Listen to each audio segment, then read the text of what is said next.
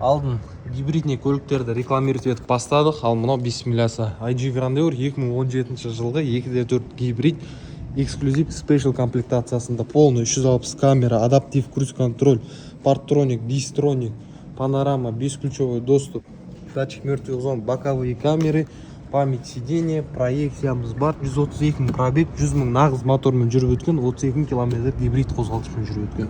Проекция бар, торпеда бар деп ғой, мына кішкене царапинкасы бар, реттеуге болады, структурасы кетпеген. Подогрев обув сидения.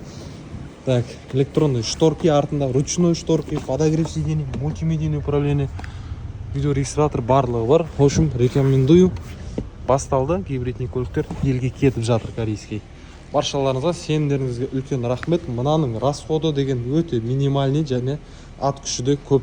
Мынада өзінің моторы, гибридтің моторы қосылғанда жүрсе жақсы.